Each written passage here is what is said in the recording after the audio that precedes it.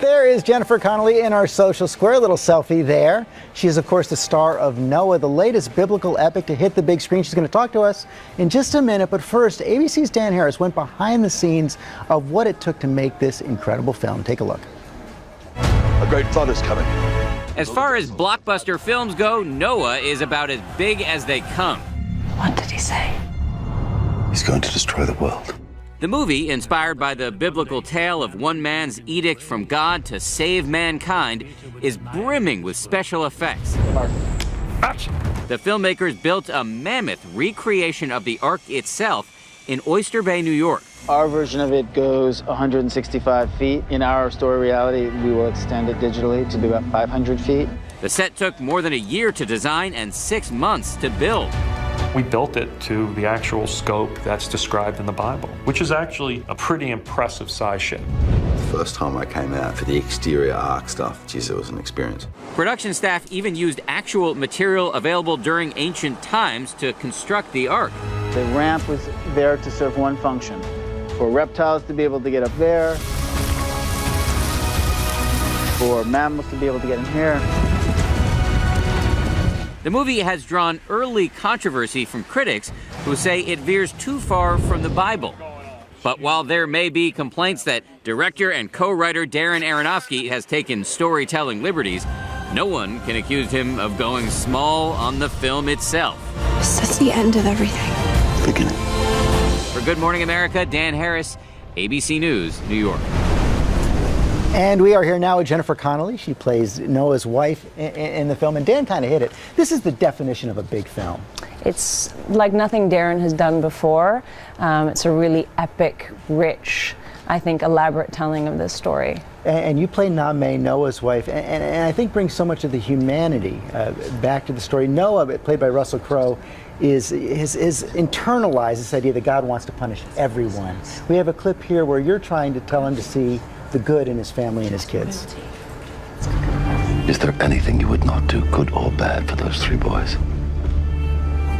We would both choose to kill in order to protect our children. Yes. We're no different. They are children. They are our children, Noah.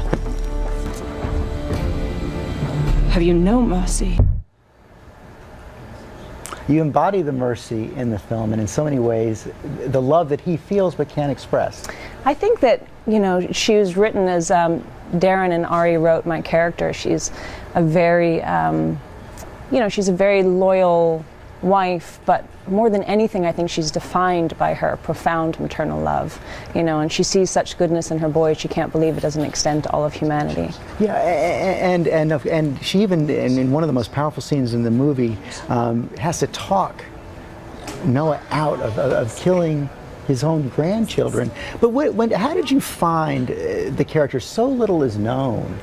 The character's not even named in the Bible. It's true. When you read Genesis, which in itself, the story of Noah fills only a few pages in the Bible, and you don't really learn anything about Noah's wife.